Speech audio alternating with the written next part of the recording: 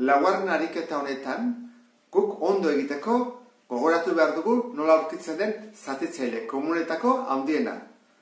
Hortarako, bi zenbaki hauek ditugu, 154 eta 198. Orduan, nola egiten zen, lehenengo deskomposatu egin bat da. 154, zati bi, bikoitia delako, tartea bat da, honen erdia. 72 da, bikoitia da, berriro zati bi. Zenbat datatzen da, 36. Guazen, berriro zati bi egitea. 18, zati bi, bederatzi. Orain, urrengoa probatu barko dugu, irukin, eta posible da.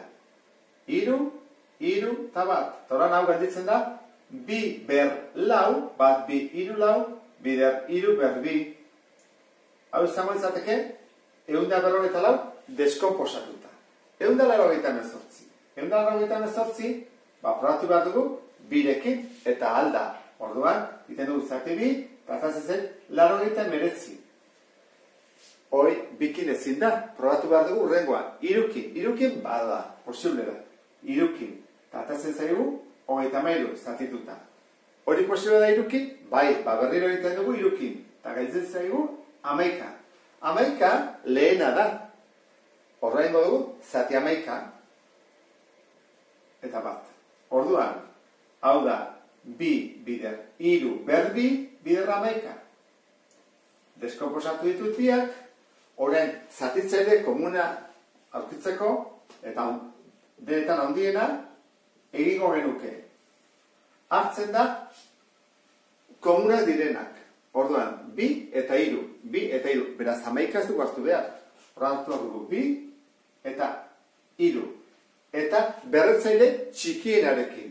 Horran, bi berlau, bi. Horran, bi da txikiena. Iru berbi. Hau zen bada.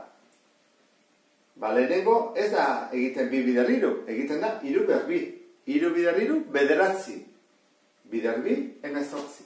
Horran, aurkitu dugu zatitzaile komuna handiena. Horrein, bai egitezak egula, biak 18rekin zatitu. Eta atako zezkigu osoak.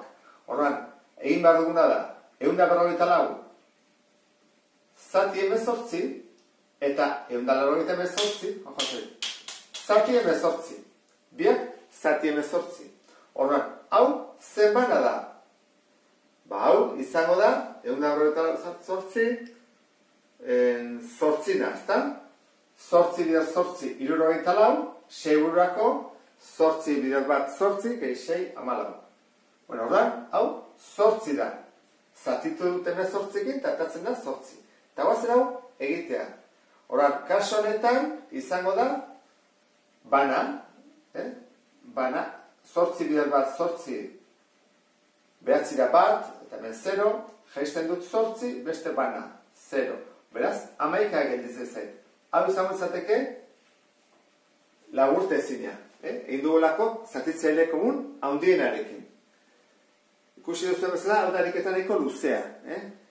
Kaso honetan, utxuneak bete behar ditugu. Horren hemen, zatiki bat jarri behar dugu, hau baino handiagoa eta beste baino txikiagoa. Orduan, zer egiten dugu? Jarreko ditugu, bietan izenatzaile berdinak. Horren, berdina izateko, hau 15 da eta hau da 5, jarreko dugu, bider iru, komuna 15 delako. Horren, jarreko dugu, bidei 15 eta 15. Horren, hau da 13, eta zerrekin bidertu dut hau? Bider iru, goiko ere, bider iru, 12. Baina erdia noa handik ez dugu, bat ere, 12, 15 eta 13 artean ez dago. Ordan, egin bat dugu, bikoiztu edo irukoiztu edo biderra marrekin. Jendik ingo dut bider bi.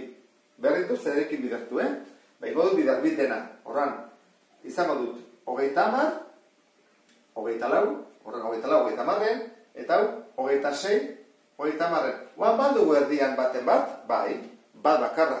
Bikoiztu egin dugu, bat bakarra eta zaigu. Egiten bat dugu biderra mar, bai, izango dituzke bederatzi. Horren, zein da erdikoa? 25, 30. Asmatu dugu, erdiko bat.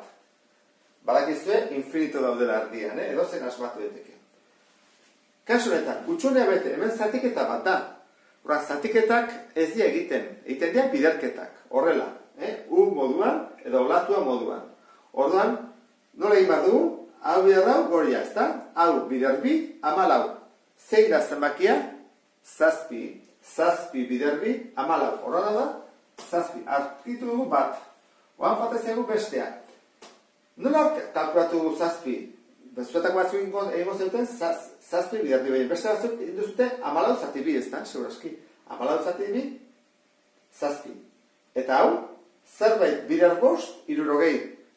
Modu bat egiteko da, arrebes, 60 zati bost, tratatzen da 12. Hau izan bezateke ariketa. Guazen urrengoa ikustea.